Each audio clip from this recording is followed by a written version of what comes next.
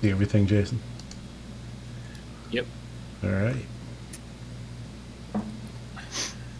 Jason, did you have anything that you wanted to share on the screen just by chance? Yeah, I might. A couple things.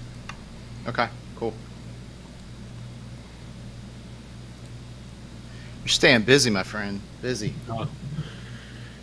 Yeah, we just moved in this new office too, so it's a mess. I'm trying to settle down. Is You that don't like have your wood behind you anymore. Yeah, that little square area will have it. Like I said, I literally yesterday was my first day in this office. So. Aha. Is this your third office now? It's actually kind of 6, but yes. Well, count what we went from my basement to an office, to another office, and then in that office we extended another 1,200 square feet. Uh-huh. And then we moved here, so I guess 5th. And then we added a 6th. We added the dealer workshop where we're going to hold conferences and stuff. Cool. Yeah, it seems like every time I on the LotPop Facebook page, it's like you're moving into a new office or something. Like, geesh, keeps growing, man. It's great.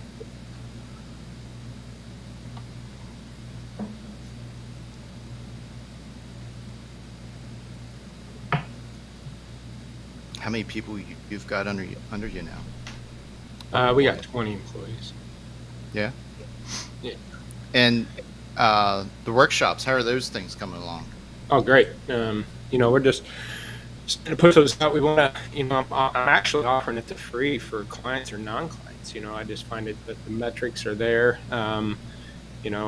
Anybody can attend. They can track their metrics themselves. Obviously, we go over a lot of it in our product, but it's stuff they can track themselves. And so Yeah. we've had 2 in this location. No, 1 in this location. So we can hold up to 40 people. I mean, we typically usually try to keep it 3 to 5 when we first start it with our workshops, or I would say our university. But again, now we can go up to 40. So I'm just going to start offering it to anybody and everybody who wants just some used car training. Dude, that's awesome. How often do you do it? Once a month. Okay. So once a month. And again, it helps me, not having to hit the road. That was the whole reason why I started the company. Mm-hmm. It's like, I'm not going to get on the road. Come to me. I'll share saves me money, and I'll share all the information you want. That's awesome. That's perfect. All right. 5 seconds. 3.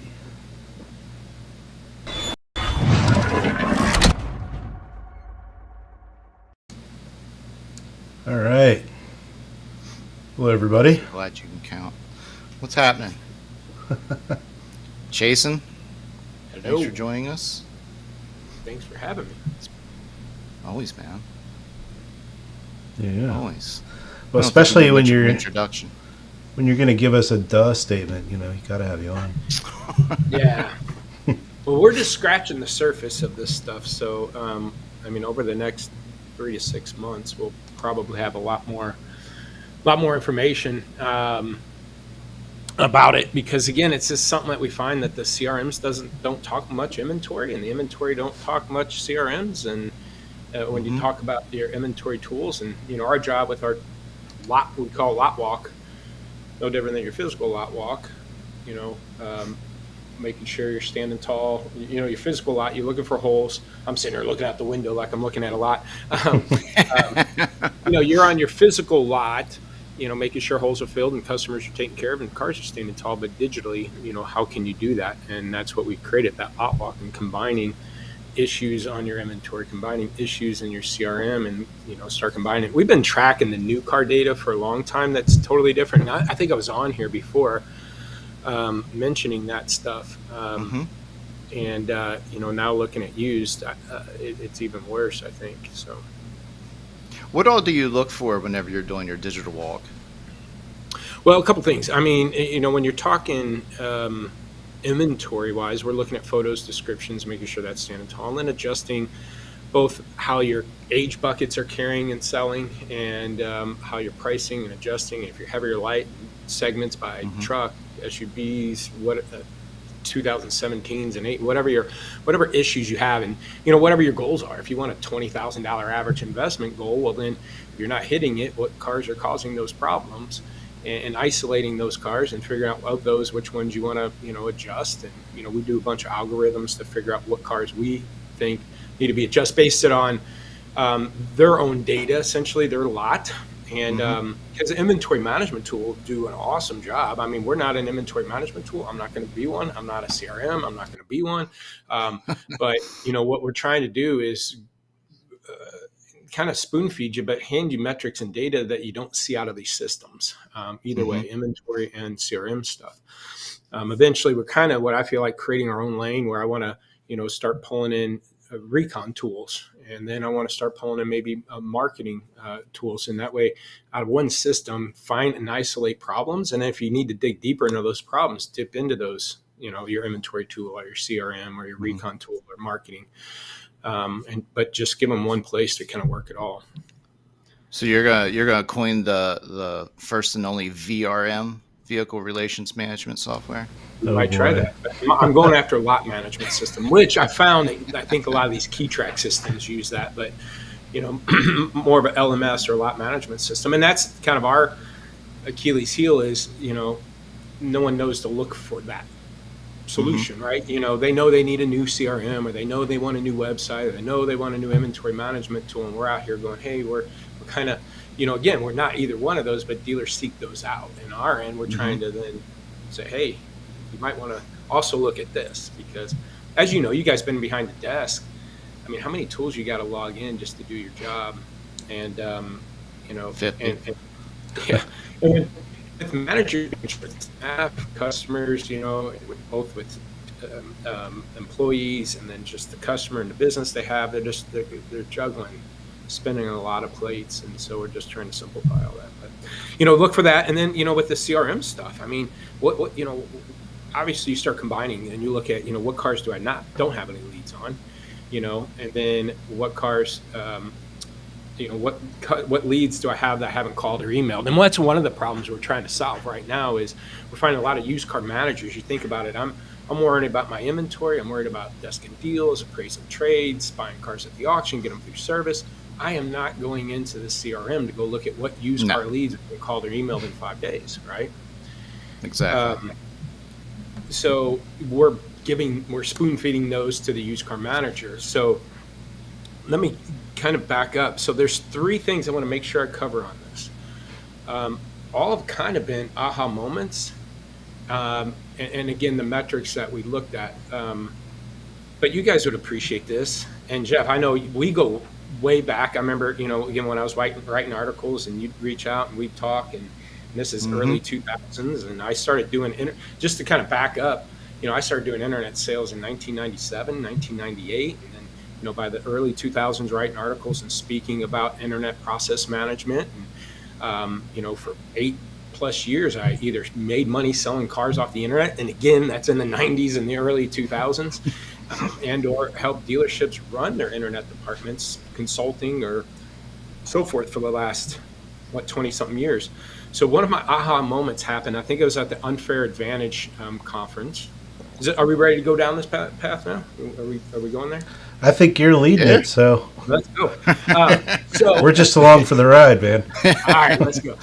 But so I was at that conference, and they're talking about lead management and stuff, and my mind was thinking inventory, and I went, oh shit. And as a matter of fact, I've got the note. I just wrote this note down, and I was like, lead process management should be ran by the age of the inventory, not the age of the lead.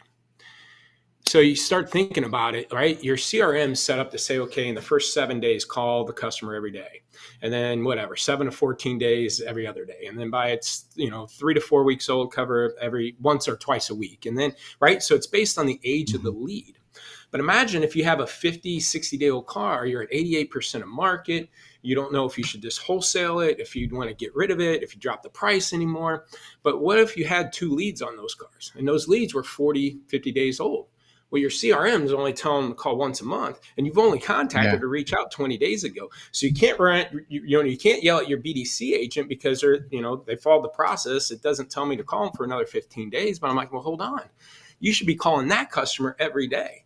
Communications should be totally different. Templates, word tracks should be things like, hey, we got an aging policy where our cars don't stick on our lot longer than 60 days. This car's hitting that mark. I'd rather cheap sell it to a customer than give it to another dealer. Wonder if you're still interested in this vehicle because we only got about 10 days to react. That kind of messages, right? And we should do it every day and more higher frequency. Or I start thinking other positions. What about that 8-day-old car that's on your lot that's priced at 103%, but it's a Ford Edge, with 80,000 or whatever it is. But why is somebody who's obviously on the internet because they submitting a lead on a car above market, right? Mm-hmm. Because they've obviously probably found some cheaper, but there must be color, features, benefits to that car that they liked. So Something again, about my frequency should pick up on that lead. I should be sending videos and confirming that, but the CRMs, that was one of those three things. And so we have a 20 group that we run, and brought it up to our 20 group. We're actually creating processes within their CRM to say, okay, any leads we got on a 45 or older day car, put them down this process. Again, higher frequency, communicating about sense of urgency because this car, we have an aging policy, it's leaving soon, and we're upticking the communications with those leads. That's a unique idea. I honestly never even thought about, applying a strategy like that.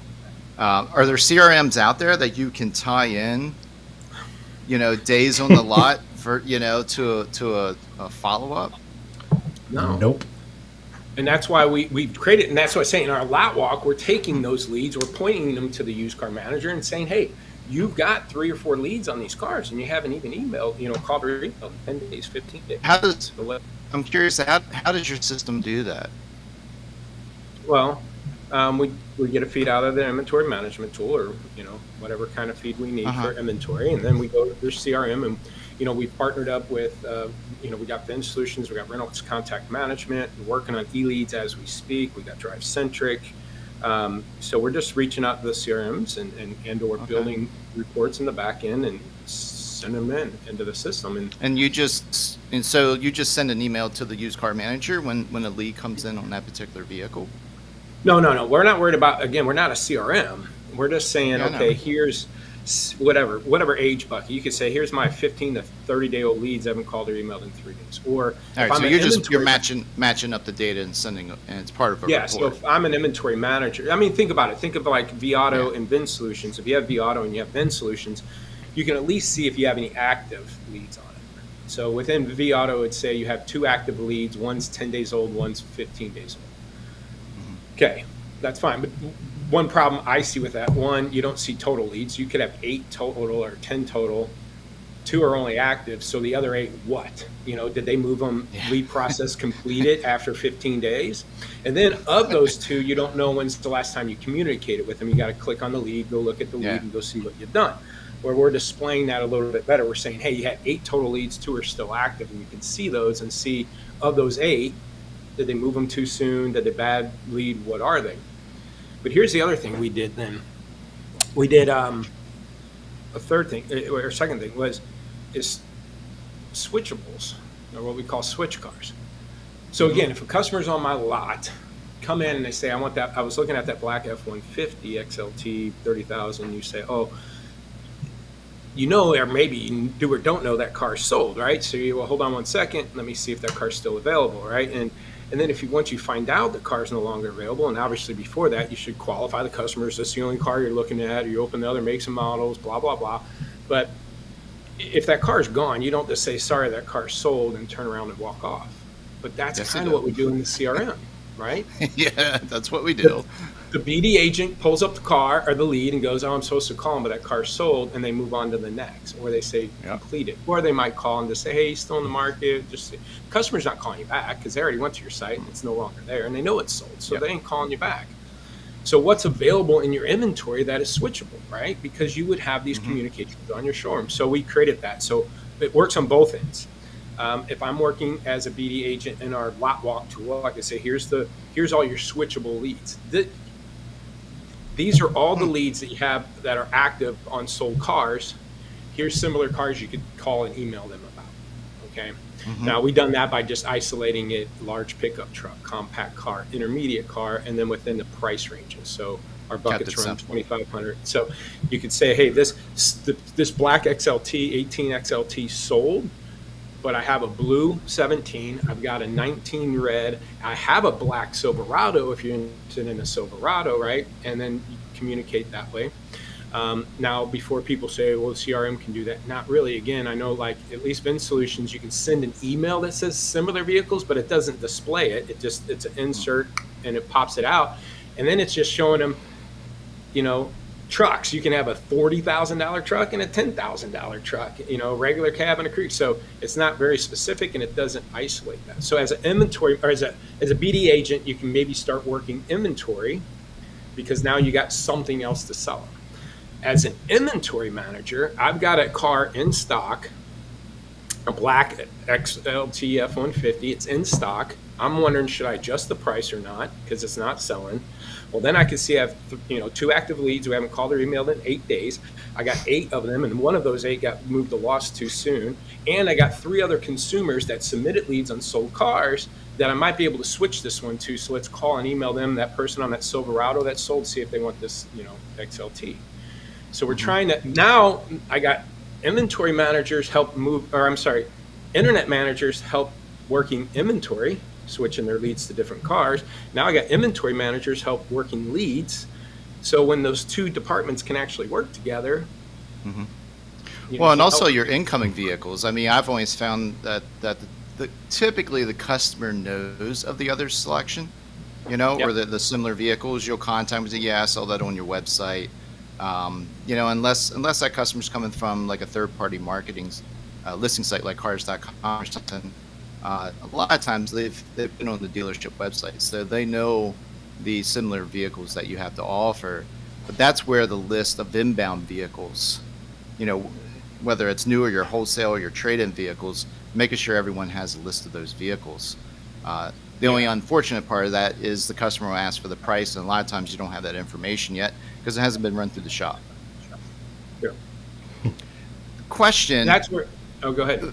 With all these years of just tracking all this stuff, is there a number 1 or 2 reason why a car becomes an old age unit? No, it's weird. I mean, you'll see a nice, 3 Series white with tan interior roof, all the right one owner, and it just sits and rots, Yeah. And or you get 8 leads, still can't get it done. Right? Well, I thought you'd say price. I figured you'd say price is because it was priced too high. No. And obviously that would be a reason for a car to stick around because you're thinking. I mean, if they price it too high too long, and then it sticks around. But this is so. I didn't know. I was trying to read that last comment there. Well, we can. It's a distraction. Yeah. So I can say, Jason, you're making me want to build a CRM that's mixed with some other things here, but. Don't do that, Alex. I haven't even scratched the surface of some of these numbers. What led this to this? Can I do a share screen? Sure.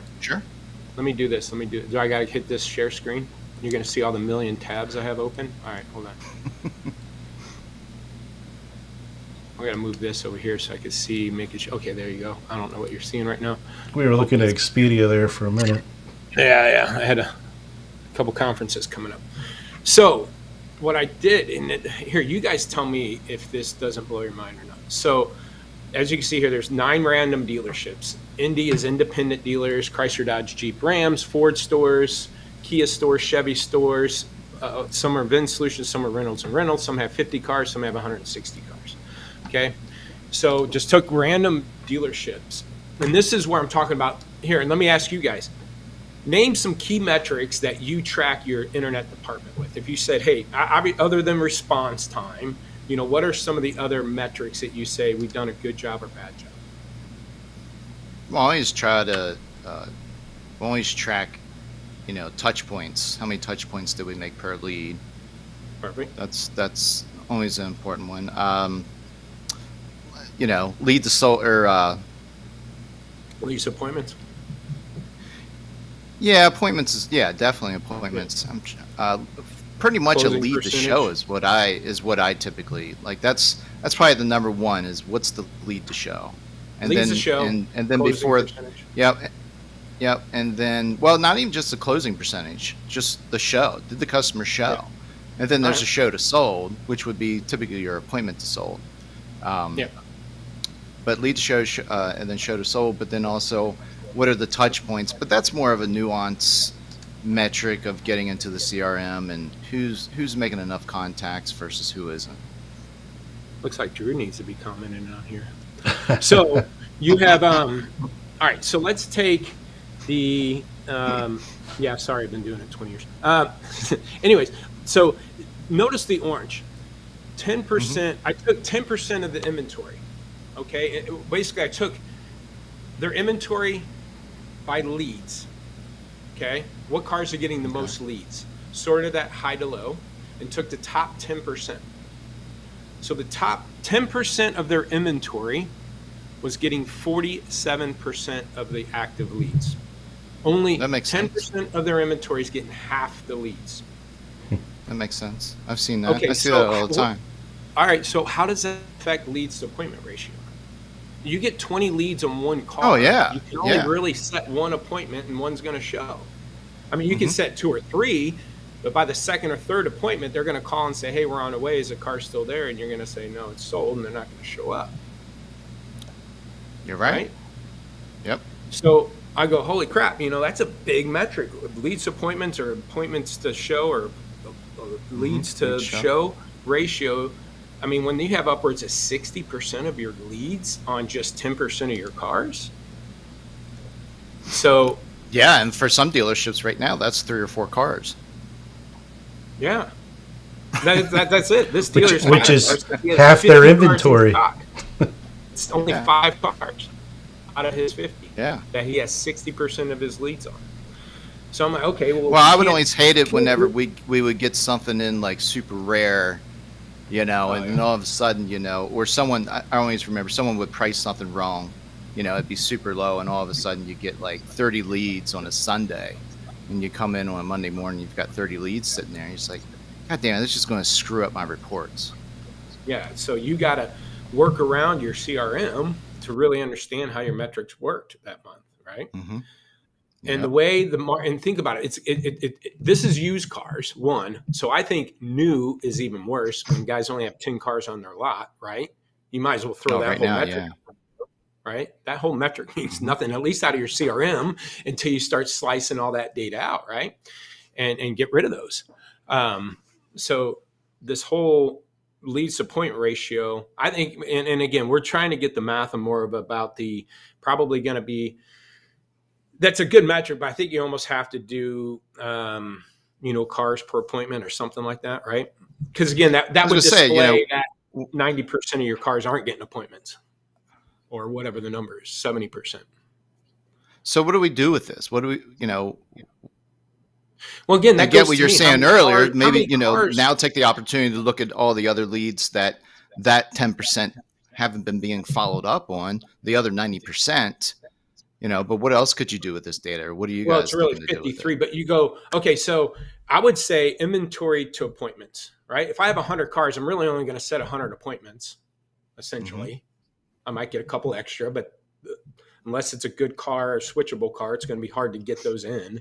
So you almost have to do inventory per car per appointment and see, because then once you do that, you isolate what cars are not getting appointments. And going back to your point, how does a car age? Well, if you can recognize sooner than later that we haven't got an appointment on a 20-day-old car or 30-day-old car, I mean, that should be a red flag to then do something about that car to get more appointments on it, right? Which then means you got to get more leads, which then means, is that a pricing problem, equipment problem? If it's an equipment problem, it's probably a pricing problem, to override the equipment problem or color problem or miles problem or Carfax problem, but you got to be able to isolate what cars you have appointments on and which ones you don't, like instead of leads to appointments, again, cars to appointments, but CRMs don't talk cars. Nope, you're right. That's awesome. Yeah, As I think Drew threw up there, is just something that we've all been talking about. We really never took the opportunity to put it into a chart like this. I mean, So we've then all look to the known that, right. there's only a certain amount of cars that are generating most of the leads on your lot. Mhm. But to actually, break it down and put it into a chart like this, it makes a lot of sense. And again, this is just scratching the surface where we start digging into. But if you go all the way to the right now, I took all their active leads on sold cars and look at the bot 62%, some as high as 80%, but 62% of their active leads are on cars that are sold. Mm. Okay. So what does that do to your closing percentage, right? When you only can, so think about that. You only have 38%, let's just round it to 40. You only have 40% of your current lead load that you can actually sell a car to today. If you're not working on switching, like I talked about earlier, right? So if let's just take easy math, you take that 40% and you do a 10% closing percentage, that's 4 deals. Well, let's say you have 100 leads that month. You only have 40% you can sell them to. You close 10% of those. Now your CRM saying you have a 4% closing percentage out of your 100 leads. And next thing you know, you want to fire some lead providers and yell at your BD agents for not doing enough calls and emails. When in reality, it's an inventory problem. I follow that 100% and agree. What about a timestamp though? Because if you're taking that collectively, so let's say you got 5 leads on one vehicle, and then it doesn't get marked sold in the CRM or in your inventory management system, so it lingers out there for a day, maybe 2, maybe 3 days because someone forgot to mark it sold, and you're continuing to get leads on it. Well, they come after the leads. Those leads came after the vehicle was sold. Would you really want to count the leads that came prior because Again, it hasn't been sold yet? again, that's where CRMs don't talk cars, right? And they need to Uh-huh. because you could capture that. Most dealers are going to Yeah. remove their car, but maybe a few trickle through. What you're seeing here is we just went and took the last.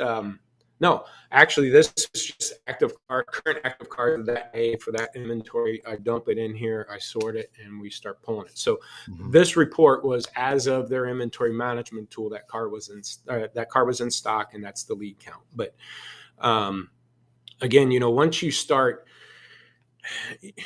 that's why, doing the switch thing was important to us because you got Mm-hmm. 60% of your active leads. And that goes back to activities per lead. That's our whole metric. If I'm tracking anything, back to your point, touch points, you call it, I call it activities per lead. How many calls and emails are we Mm-hmm. doing? Well, here's the thing. You'd probably drop off on activities per lead. When you have more percentage of your leads on cars sold, because they're not going to call them as frequently as somebody where the car is in stock, right? Mm-hmm. But in actuality, again, these customers should be put down a different funnel to where I'm actually reaching out, and because they have to think about it. Used cars, Oh, for sure. 100% of these clients have to be switched to something else. 100%. It's not a new car lead Mm-hmm. where they can go find their black on black Lariat with the roof. Because if not, they'll go order it and they can get 100% of what they want. So you can't switch them to the red one, right? But 100% of these used car leads have to be switched to something else. More or less miles, different color, different equipment. So if 100% of these customers have to get switched to something else, why isn't it from something from you? Well, it's because we give up. CRMs aren't triggered to do that, right? To point these customers Well, I out mean, and they're working different. well, and the salesperson's like, oh, we already sold it. They're not even thinking of a switch vehicle most of the time.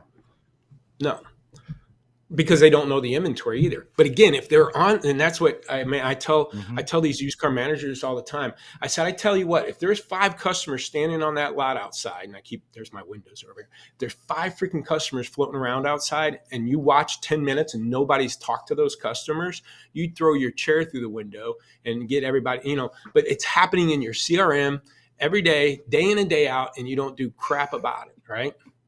And Yeah. if that used car manager knew he had 3 customers on his lot looking for a car, running around going, "Where's this car? I guess I got to find something else," and no one's communicating with them, they don't do I'd be nothing having a about it. fit. And I go, "What the hell? No wonder we close 10% of our leads Yeah. if we're lucky." So what you're saying is all dealerships basically just maybe double their internet closing percentage? Well, again, I can't say that. Because but, the industry norm's always been what, 8 to 12%. You're doing really well if you're Yeah. at 15. But get the departments to work together, right? Let the internet person know that there's opportunities to put that customer in something else, and let that inventory manager know that the leads aren't getting followed up with, and that there's opportunities out there to maybe put somebody else on it. If I can't get these 3 active leads on it, maybe I can get that guy in the Silverado from last week on it. But they don't know it. Do you find that most of the CRM companies that you work with, do they have the activities per lead report? We use eLead, I know, and that's one of the reports I use quite frequently. Some of them do or don't. You have to dig them out, but it also depends on what they're counting for that too. You know, and that's the one part we haven't totally dug into. You tell me. One of the concerns we had was a text. Like I can see if somebody's done a call and somebody's done an email, that's fine. A call's a call and an email's an email. But text, does it count one text? Does it count the 5 texts that we went back and forth in 3 minutes and scheduled an appointment as one conversation, or as 5 conversations? I don't know if any of them's got that figured out yet. Because in an email, I could send an email, hey, just wondering when you want to come in. They email me back and say, well, I'll come in at 3 o'clock. You email them back, okay, great, I'll have the car ready. See you then. Let me know if you need. That's 3 emails, one conversation. You can capture all that in one phone call, but versus the 3 emails. Yeah. But then in a text, it was at 5 things, and now all of a sudden it looks like I had more activity per lead when I really didn't. So again, it's one of those metrics that depends on how you slice it and dice it and count it. Yeah. CRMs should definitely take the opportunity to look at that report, and because a lot of times they'll quickly throw together reports and then they don't go back to them to sort them out a little bit. So I'm loving this conversation. My technical product head is going nuts. Let's build a CRM. Oh yeah, I've been thinking about all the different ways to do it, and also I've been thinking about the CRM providers out there and if they were capable of actually doing this without having to rewrite the entire system. And I can't think of doing it ourselves. Yeah, maybe the iMagic Lab system, because of its loose way of looking at workflows, might have a shot, but the rest of them are so damn rigid. I just can't see how they could do it.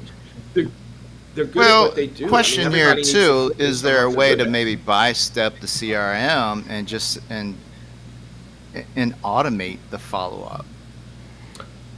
Well, you have to capture the dynamics of the inventory. Then you also have to capture all the activities, and then feed it into the CRM. So you're not If they do it right, you take it a step further and start. And we're going to be working on this, but scoring out the customers. If they're within a 5-10 mile radius of my zip code, have they done business? Do they have a trade? Right. If I've done so if somebody has a trade and they're within 5 miles from my dealership, that lead will be worked harder, more frequently than somebody 2 to 4 hours away, right, with no trade.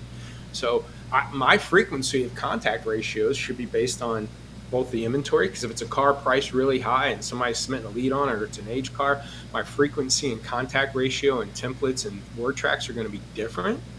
And then also, where's the customer coming from? Is there a trade opportunity? Have they serviced and bought cars from us before?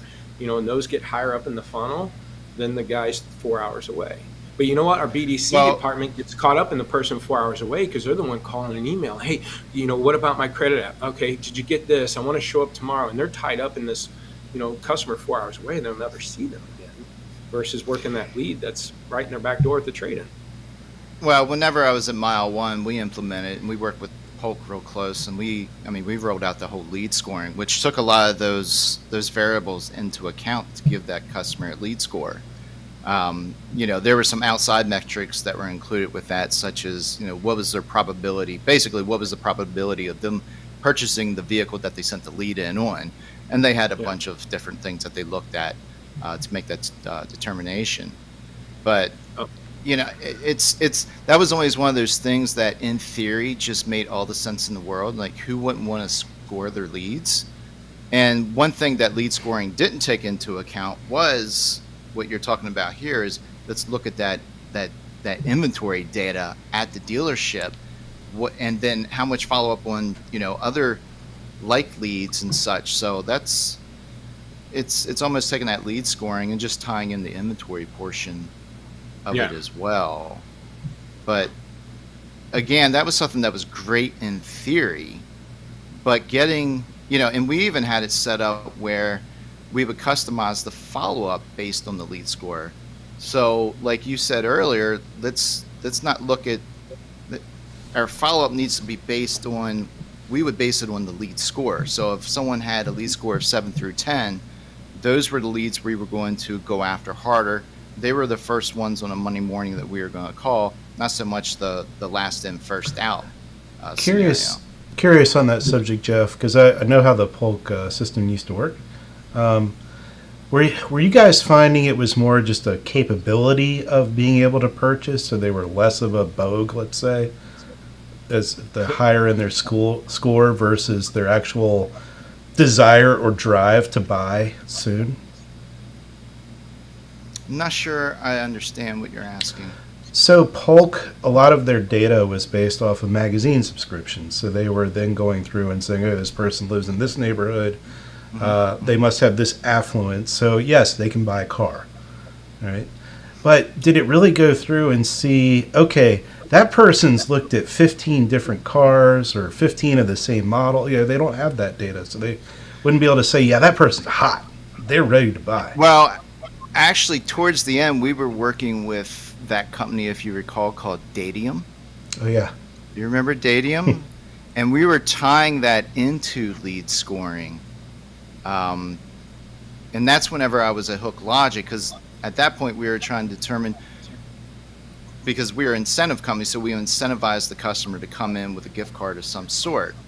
But the magic of that was just tying all that data together. So we were going down that route of actually looking at the propensity of that customer. Actually, what are they doing online? Are they looking at other vehicles? Are they looking at light vehicles?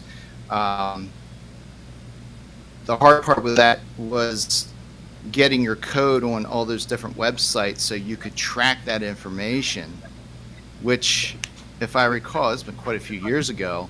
We had actually gone down that path. I believe we had it on Cars, Auto Trader, and a couple of the other different affiliate pages. So yeah, it's funny you bring that up, because we were actually working down that path. But I think what would have made it even better, maybe the missing link, is what Jason's talking about. I mean, Jason's is simple. It's a singular data point. You don't need to go off and have multiple websites in this equation. So. Well, the other thing Yeah, too is correct. I think we're here. Let's simplify this for people listening right now. Let's just say you have VIN solutions. If I was sitting at a dealership right now, a couple things I'd probably do is take two lists. I would have a process for leads with trade-ins. Definitely right now, I would put those people in a different funnel. I would maybe do zip code processes. If they're within these 3 zip codes, put them in this process, these zip codes here. And if they're not in any of these zip codes, maybe slow, because again, the supply and demand, do I really want to sell a car to somebody 4 hours away?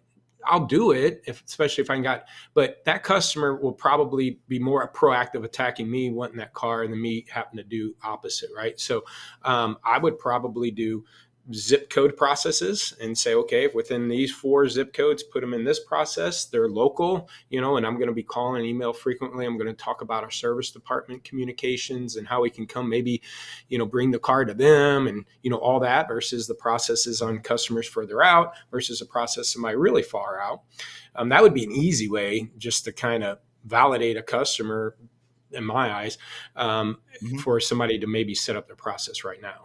It's neat to have all those algorithms and a software, but that's hard to do and do it accurately. But I think if you just do trade-based process, customer submitting a lead on a trade-in with a trade-in involved, and or a process is by zip code, that's one way to maybe prioritize what leads you're working on the most. This was another thing. So let me show you this, and I brought it up on our last call. Our last meeting you let me do, if my screen's still showing here, these patterns here, So let's just say like Vin Solutions or any of these lead providers, what we found, what was weird, and you guys tell me if you know any different, but so this happens to be Vin Solutions because they do duplicate leads. We could pull that out. So the white line's the total new car leads, and then how many duplicates came in. And then what was left with total new leads with the make, and then with stock numbers. So think about that. The CRM is 684, and then it dropped down to 498 once we kicked out the duplicates. So your CRM is going to say you had 500 essentially new car leads, but of those, only 200 actually were on, this happened to be a Ford store, Fords. Because, and you tell me if you know any different, a contact us lead had to be something new or used. New. Credit app had to be something new or used. New. Okay, your Kelley Blue Book buying center, all those leads came in as new, especially if they said they wanted to buy a new Honda Accord. Even though you're a Ford store, you're buying those leads to get their car they're selling. That came in as a new car lead. So if you had 200 new car leads, and you sold 10% of those, that's 20 against your 500, and our closing percentage is out of whack, right? But notice the with stock numbers. All right, so one of the next charts we started patterning out is that yellow line is with stock numbers. Obviously, there's some flukes in this trend, and obviously with lack of new cars totally out there, you're going to get some skewed numbers here. And we have multiple charts that I could show you this with. This was happening to me when the guy sent me. I haven't looked at it too much, but look at the closing percentage. What we found was obviously as the percentage of my leads that come in with stock numbers, my closing percentage went up. And then when my leads went down without stock numbers, my closing percentage went down. And what happened in June? In June, there's a couple of Junes. Yeah, exactly. Well, June 21. Yeah, June of this year. June right here, June, May, June. Oh, yep. Drop off, real low closing percentage, and then it picks right back up. I'd have to talk to the guy doing the internet calls there, but you run into, again, no, we kicked out duplicate. That looks like a little fluke in the data. Yeah, again, you're going to get some of those. He'd have to tell me. He might have said, well, they lost their internet person, they're down to one, and, whatever. But it's common sense, right? So we start looking at, and here, so then I'm like, okay, well, what CRMs do this, right? What CRMs of my edge leads, what percentage came with stock numbers? Because if I'm all of a sudden getting less leads with stock numbers, is it it's obviously got to be a car problem, or, there's a big event in town and everybody wanted the Chevy t-shirt. So they signed up and all of a sudden I got a bunch of leads for a Chevy t-shirt. Right. So, but and again, this dealer has very low inventory right now. So these numbers, but every time we had a high closing percentage, we had a high percentage with stock numbers. And then again, when we had a low percentage with stock numbers, we had a lower closing percentage. So then you go, okay, well, why am I getting less of my lead? If my edges went from 50% with stock numbers down to 30% of stock numbers, why? Well, now it's an inventory question. Maybe I sold all the silvers and blacks and all I have is reds and browns, and no one wants reds and browns unless maybe I can price them, or maybe I do SEO or SEM on my edges to try to get more activity of people shopping to my website, to my inventory for edges. But it was a direct reflection. And again, now with inventory the way it is, you can obviously see the influx of leads. But, CRMs, why don't CRMs have this? Why don't CRMs show you, your lead count by, you can't go and say without exporting it to Excel, I'll stop my screen. Without exporting it to Excel, you can't go see how many F-150 leads you had, which of those had stock numbers, and what's our closing percentage on those, and appointment ratios, right? And then if not, why? But that's the CRMs just aren't built out to break the cars down. Now they could do that. Huh? They could do that. Yes. And they should. Because we're here to sell cars, right? At this point in time, now I'm saying this with tongue in cheek, but at this point in time, do I give a shit what my response time was? Or do I give a shit? No. I need to know that my F-150 lead count dropped, and a majority of it is because I don't have the right ones in stock. And then of the ones I have in stock, what do I got to do? And that goes back to leads to inventory, or how many appointments to inventory versus how many appointments per lead, right? Because of those, Yep. it just throws it all off. Once you start throwing in these car metrics, what I get out of CRM is almost pointless. Everything totally changes. Mm-hmm. Uh, Because So now, that's- I'm this is not just- yelling this- at my BDC. I'm not yelling at my BDC agents because if my activities per lead's the same or have increased, but yet my closing percentage on new car went from 8 to 2. But I'm gonna, now I'm gonna call out, a web auto trader, whoever, Auto by Tow, whatever the lead provider, True Car, and start canceling shit, and then yelling at my BDC agents that they're not doing their job. That's the go-to. Versus actually looking at the inventory, go, crap, we went from 50-60% leads with appointment or with stock numbers down to 20% because I got a new car manager and went in there and jacked everything up to pricing and wanted to do whatever the case is. I love this, man. There's got to be. Well, I mean, look at I'm the definitely going to be thinking about ways to do this. His F-150 leads in August of 20 went from 133 to November having 40. I mean, and we're wondering why we're not selling new cars on the internet. Well, is it an F-150 problem? And I mean, obviously we're getting probably less leads in November anyways, but man, that's a drop off. Yeah, it is. Well, Jason, we got a question from the audience earlier. Yep. Drew was asking if he could use your chart, giving you full credit. The first thing you were showing, your spreadsheet. Oh, yeah. I could share it. Somebody just reach out to me. It's just an Excel sheet that we dump. But, I mean, you actually, in order to use it, you got to, I mean, if you wanted a copy of it, that's fine. I could share it. But in order to do that, you'd have to have the same fields lined up to convert. So if a dealership wanted to implement something like this, right away, because we don't, we're not going to be able to pull that from the CRM, and you offer this sort as a service to LotPop, is there anything else a dealership could do to maybe quickly throw together some type of report to be able to track this?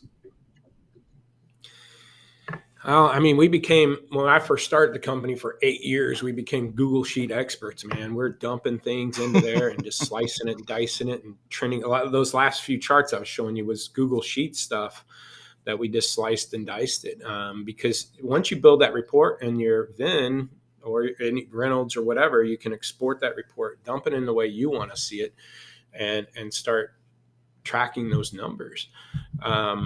But you got to be aware that that's a concern in the first place, right? So, I would build out your reports in Excel if you're comfortable with Excel, and then start doing these totals. And just even if worst case, do month over month. Just go look at October's almost over. Go look at September to October. At least and you could do that for new cars, and then go do that for used cars. And just see the comparables, because I knew what I'm going to do is probably, and if you know formulas, you could say, equal if field contains F-150, equal if field contains Mustang, equal and get how many total leads, and then get, how many sold and all that stuff. When it comes to used, man, you got to find a way in your CRM to pull out active leads on sold cars. Yeah. I don't know. Obviously, it should have it on there.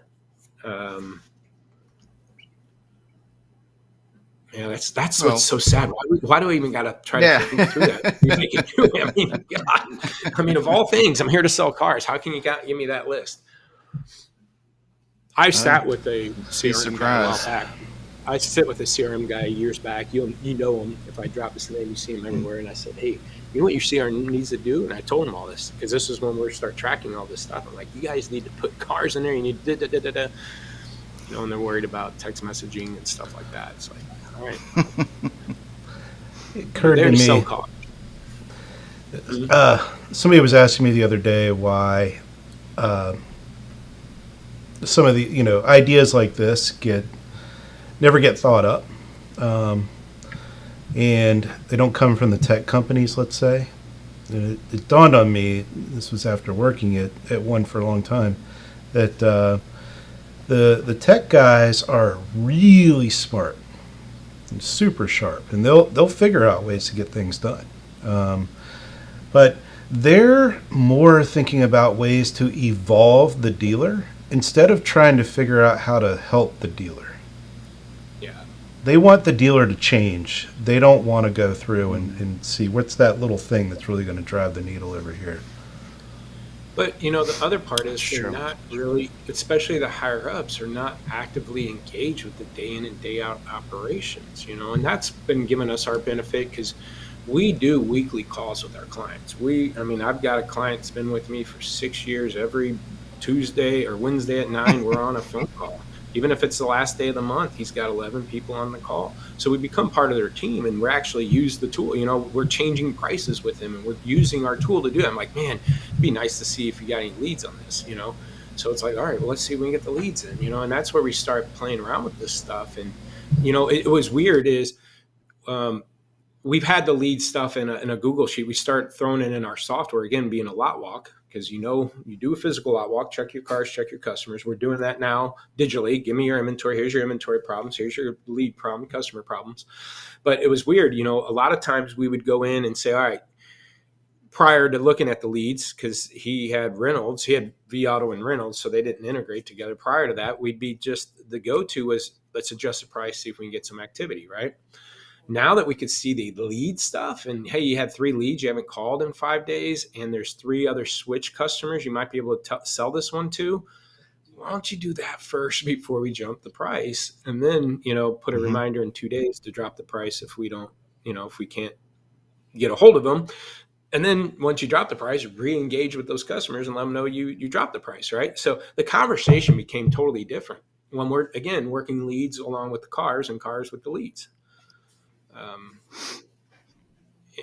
And so, yeah, we're just scratching the surface. We've been tracking all this stuff for years, but how to implement it, actually put it into ease and make somebody and just spoon feeding it to them, it's a whole other metrics, and I'd like to say, hey, 6 months from now or by NADA, here's the result and here's the best way to do this.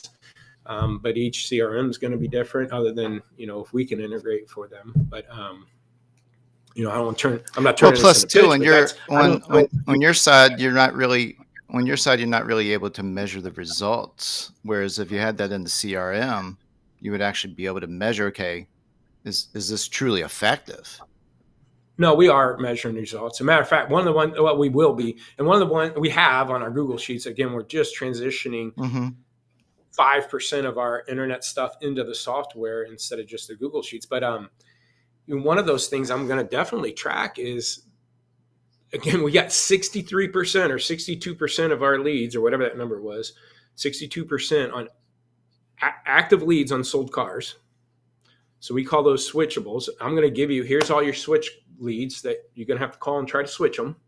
I'm going to look at the activity on those, and I'm going to be tracking closing percentage on that. Because if I can increase the amount of customers I switch, and I'll know it because they submitted a lead on an F-150, we sold them a Silverado the last time we looked at the CRM, right? The first time we looked at them, the F-150, second time was a Silverado.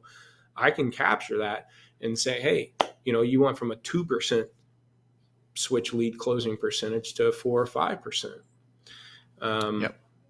But no one's even attacking that right now. And it's 60% of their active leads that they paid $20+ a lead for, whatever.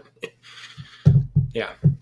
It's aggravating. 20 years into this, and we still don't have a solution around this, do we, Jason? I know. That's what I said. 20 years, I'm banging my head against the wall. I'm at that conference going, oh, crap. Are you serious? We've been doing the lead management by the age of the lead instead of the age of the car? What the hell? That's just like the flat pricing. I remember when I did flat pricing, that was in 10 years ago, 2011. And I remember you called me because I was like, man, how's no one not doing 20 grand, 10 grand price points instead of 19? And you called me and said, yeah, you tried it for a little bit and then switched. Yep. But just like aha It moments. works. It's like why it took that long to come up with this stuff, but it's fun. Who knows? All right.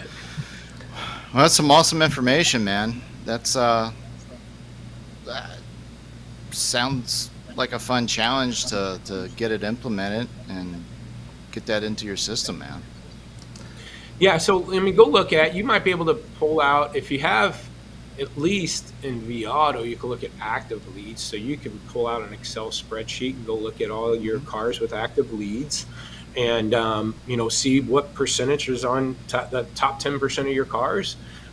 You could go also look at all the cars you don't have leads on, and if it's 20, 30 days old, figure out why. And then Shouldn't even again, be you that might old go before look you're at touching them. CRM and you had 3 leads and they just got moved to lost and you didn't know why. I'll give you one example of this. This was crazy. And then I do have a hard stop here. But so I had one of these guys were pulling all this in, and they shut off leads after 30 days because they have sales staff that actually follows up with leads, and they're just too many leads. And so anyways, that's a bad idea. Don't do that. But he did. He cuts them off at 30 days. So anyways, there was it was almost exactly a month ago, September 28th, I think it was. And I pull up one of his cars and I noticed one of the leads was moved to loss pretty quick, like within 12 days. So I go look at that lead. It was in July. And in the notes in July, it said customer not buying till September. So they moved the customer to lost. Here it is in September, and that car's still in stock. And it was the end of September. And I'm like, you might want to call that customer said he bought in September, but I'm hoping because, it's the end of September that they already didn't buy. But they moved it to lost in July because they weren't buying in September. And that damn car was still there in their lot, Oh, Anyways, that's bad. That's the stuff you start seeing when you actually combine the two. It's like, this makes no sense. Yeah. So any CRM companies out there. Mm-hmm. Well, on that note, you've given me a few sleepless nights here. I'm gonna be thinking about this a lot. If you create the CRM, just put 10% of that company aside for me, and then we'll keep consulting. Yeah, I don't know that I'm gonna build a CRM, but Well, that's the thing. I'm not going to build a CRM. I just want the data. I think there's another way. But Jason, I would love to connect with you another time and talk this through a bit further. Yeah, again, guys. Well, you guys share numbers. The 3 big ones were, process by age of the car or this position of the car. When almost half your leads are on only 10% of your inventory, you got to figure out what's going on with the other 90%.